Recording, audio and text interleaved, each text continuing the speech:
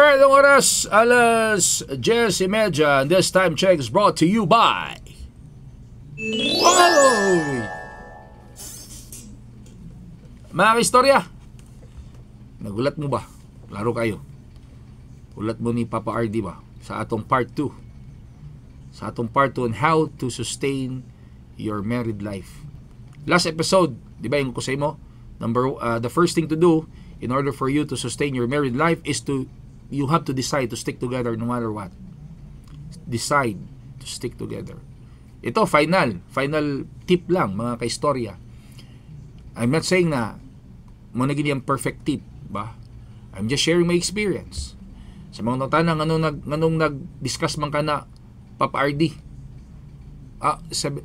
Kaluhi sa Ginoo, 17 years na pud mi sa akong wife, mga kaistorya. 17 years is 17 years, mga kaistorya. In order for you to sustain your married life, this may sound cliche.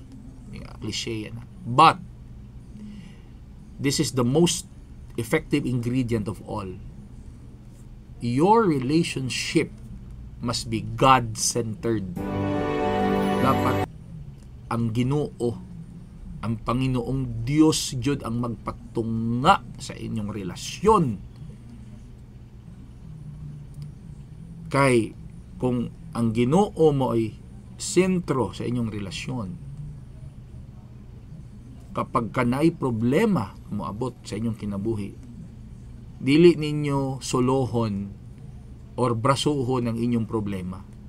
Sabi ninyo, mga kaistorya, sa tinuod lang yun, sa kinabuhi sa tao, daghang kayo mag-iingon nga mga sungogs kinabuhi.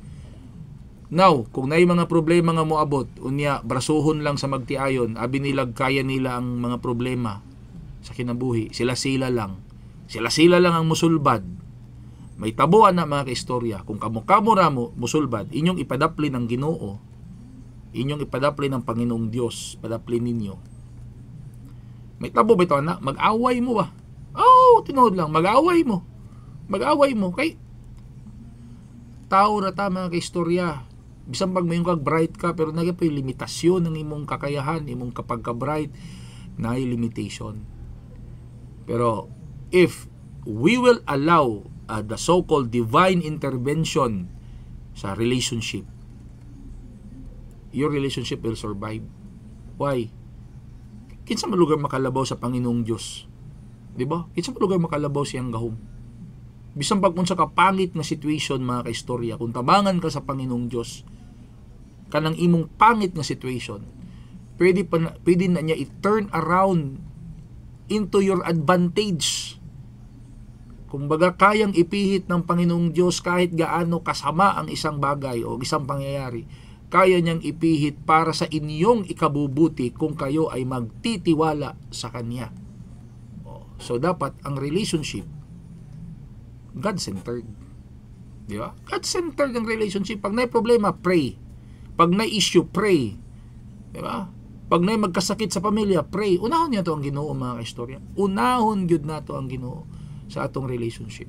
God-centered relationship. That is the most important key to a long-lasting marriage. Yeah. It must be God-centered. Mo nag-expect, no? Nga mo akong tumag, no? Yung ba ko sa inyo, ha? That may sound cliche, but mo na'y among ingredient ni Mrs. among 17 years of married life. God-centered. Sentro ang Panginoong Diyos. May problema, pray. Problema, pray. Dili nga, kami ra musulbad sa mong problema. Kaya wala. Kung kami ra musulbad, mag-away mindo, ha? Antod na siguro, bako lang, magbulag. Mo man hinungdan sa ubang mga couple. Sila ray magsulbad-sulbad silang problema. Ang may tabuan na, mag-away, magbinasulay. Ikaw manggod. Antod, nag-away, nagbulag. Okay? For more discussion like this, please don't forget to follow